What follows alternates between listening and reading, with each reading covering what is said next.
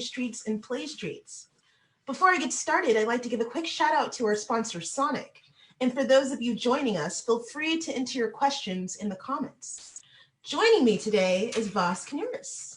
Vas is the executive director of the Fillmore Merchants Association, but has significantly impacted the retail industry by supporting merchants citywide. Whether it's the Bayview District, Outer Sunset, Chinatown, or the Marina, Vas has been there. Entrepreneurship runs in his family as he spent most of his youth at his father's store in the Mission District. There, he learned how to run small businesses, customer service skills, and most important, building community. After graduating from UC Berkeley with an architecture degree, Vas co-founded a design furniture store, Zinc Details, with a $2,000 investment in the Tenderloin. After 27 years, he moved on happily to focus on advocating for small businesses and promoting the neighborhood merchant corridor's economic vitality. So let's get right into it. We're talking business with Vas Knuris. Hi, Vas. Hello, hello. Nice to see you. Thank you for the invite. Thank you, Livable Cities. Thank you, Sonic. I just want to give a big shout out to you as well. We've known each other for many, many years, worked together in different capacities. And I'm always in awe, Meaghan, of your engagement, your enthusiasm, your positivity. And so right back to you. Thank you. Thank you. I try. It's nice to see you, and it's nice to be seen. Yes. All right. So let's start first with the Fillmore District Merchants. Tell me a little bit about what you're working on currently along the corridor. So some people don't know, but there are about 33 merchant associations all around the city. These are coalitions of merchants that have come together to represent, on their behalf. And, basic issues like safety, security, maintenance issues, there's marketing issues. These are the three main things that businesses and merchant corridors need to thrive. So Fillmore Merchants, we are the oldest merchant association in the city. We were founded after the 1906 earthquake because the fire that ravaged the east side of the city, Van Ness was basically a firewall. So the fire didn't jump over. That's why there's all these intact Victorians on that side of Van Ness. And literally like immigrants, migrants, all converged on Fillmore Street because it was the main commercial corridor of the city. So right now we've got about 300 members on our Facebook page, super engaged, really proud of our community. They're very creative, very innovative, very collaborative group of merchants. It's fallen on hard times, but just like the city, the city's mascot, I guess, is the Phoenix, and we're gonna get through this. We're gonna rise like the Phoenix, absolutely. So I know that, you mentioned falling on hard times. We've probably lost a few businesses, or we have some businesses that are probably looking at different things that they could do to survive. I want to kind of talk about like what the restaurant industry is looking like over there, because I feel like the restaurants kind of have a leg up, considering we could do a lot of these outdoor dining situations with the city's shared spaces program. What are some things you've noticed in the community? So, first of all, I just want to talk about a little bit about pre-COVID, BC. So, merchants are famous for complaining because small business has always been difficult. BC, there was bureaucratic red tape, heavy taxes, high rents, housing affordability, labor shortages, street maintenance issues. Now all that stuff has been compounded. Whole new set of challenges. On Fillmore alone during the crisis, there were 40 boarded up storefronts. 90% of our businesses were shut down, and slowly that's coming back. And during the Chamber of Commerce did a survey, and they reported that 47% of businesses during COVID lost 100% of their revenues during COVID. Slowly it's coming back, but a lot of people are like, well, why should we care about small business? Small business is big business, right? Because there's 90,000 businesses in the city. Half of them are considered small business. That means they employ literally 10 or less employees. 10 or less employees. However, they employ 350,000 people in the city. That's huge. That's over a third of the population of the city is somehow connected to small business. And then small business has other connections to the larger business community as well. So these are huge financial, cultural ripple effects that we're going through right now. So the state of business does not look good, because there was another survey that was made out by Yelp. 3,000 businesses have closed permanently in the area. That's huge. Yeah, that is huge. Yeah. So, that's like the present state, like what's happening. Businesses on Fillmore and across the city, we've gone through a spectrum of emotions, right? Initially, it was disbelief, then anger. And I feel now that there's like a resolution, and these merchants are just like we as individuals. We're all being forced to create new efficiencies, new ways of working and connecting with each other. And we're quickly realizing that this thing will be with us for a long, long time, maybe even into 2021 in some capacity. So, that's the small business owners. We need to be adaptable, right? We're scrappy, we're innovative, but what's exciting now is there's a new sense of collaboration that I see that's really inspiring amongst merchants, amongst City Hall, and amongst the private world as well. That's great. Tell me a little bit about that. Well, before there was a sense of merchants were in competition with one another, and now there's a realization that we need to be in co-opetition with one another. Yeah. And what's the term? All boats rise, right? And yeah. In business, the greatest threat to business is uncertainty. Yeah. These are extremely uncertain times. So the more we get to share best practices with one another, learn from one another, I think it can only better our situation. Because I'm sure just like you, just like as individuals, we are all in startup mode. Mm-hmm. And this city has proven itself over and over again that we're really great in this startup model. So we need to demonstrate that our businesses are safe and clean and they're fun to be in again. Definitely. So not only as businesses, but our merchant corridors and our overall city, because there's a perception, and a lot of it is in our head. There's a perception that the city and businesses fall short of that. A lot of people are scared to come into the city again.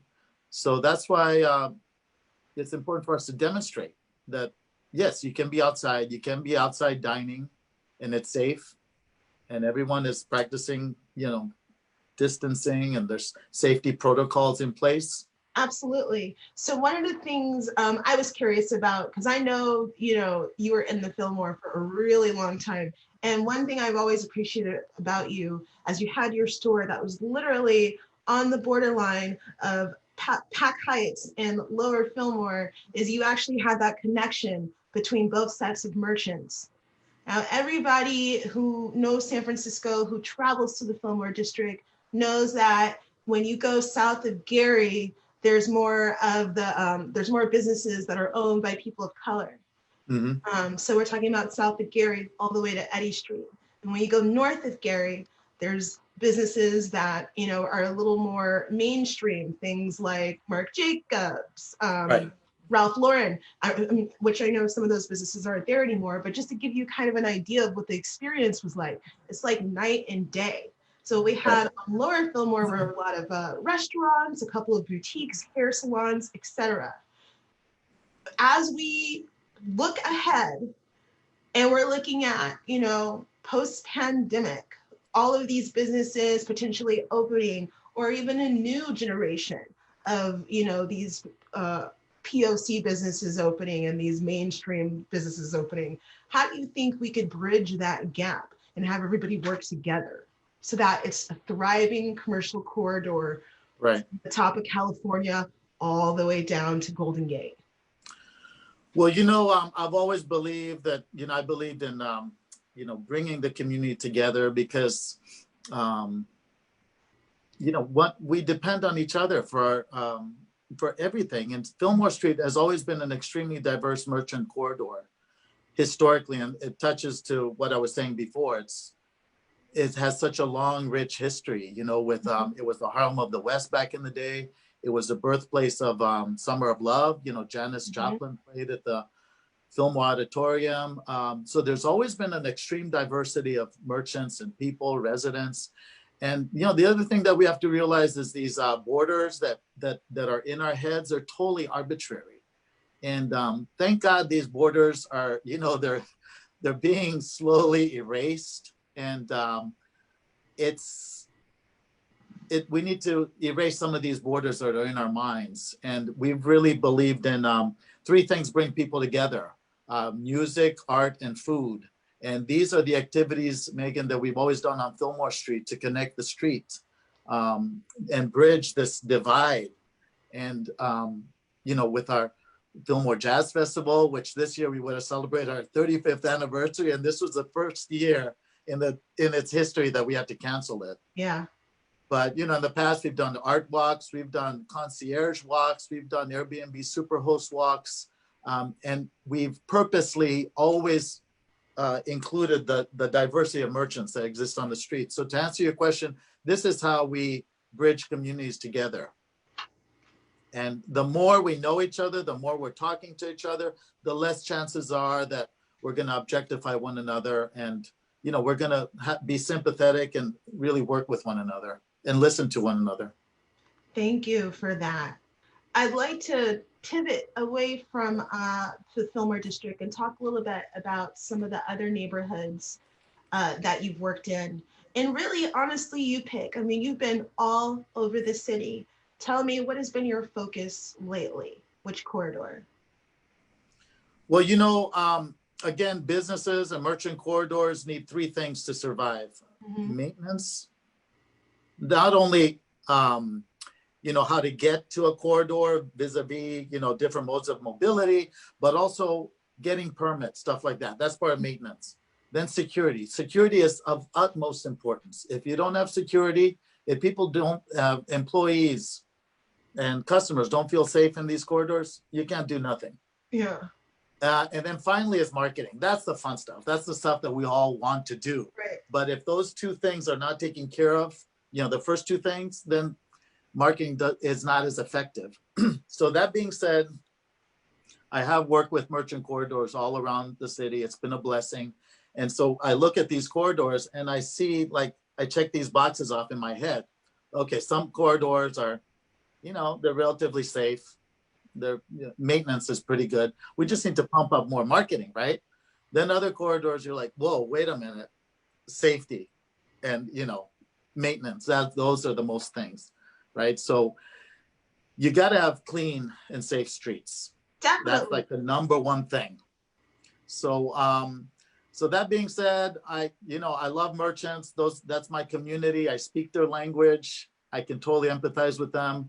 And I love to highlight merchants because right now what merchants need most is cash and customers. Yeah, totally. So we need to make sure to support them so they can get those two things. Wonderful. So what's the latest corridor you've been working on? I heard about Soma. What are some other ones you're doing some work on currently? Yeah, so now basically I've always been a small business advocate and now I'm independent. We basically have like a public affairs firm, which is just beginning. So we're bringing in different clients. So I just finished a really nice project with Soma West CBD. That's the newest community benefits district in San Francisco. It was established in 2019, right before COVID. A lot of people don't know what Soma West is, right?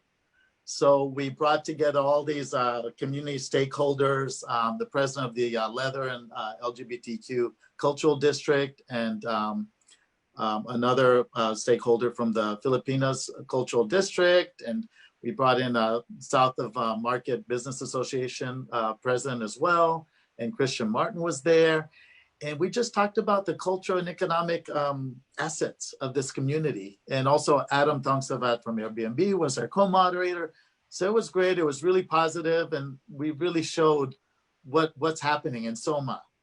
Other communities that I'm focusing on is Chinatown, because they had a rough go of it early on. It's still experiencing a lot of problems. Japantown, Bayview, West Side, Fillmore, of course, is very near and dear to my heart. And, you know, again, I feel like the neighborhoods are faring a little bit better, but the neighborhoods that have been dependent on commuters and tourists, like Fisherman's Wharf, Chinatown, they're having a really hard time. That being said, North Beach is on fire. You know, it's looking really good. It's one of the neighborhoods that's really turning around nicely, and a lot of it is on their shared space program. Shared spaces, for some of you that don't know, it's the city is allowing merchants to take over parking spots in front of their businesses, or you can some merchant corridors are closing off streets to allow outdoor dining.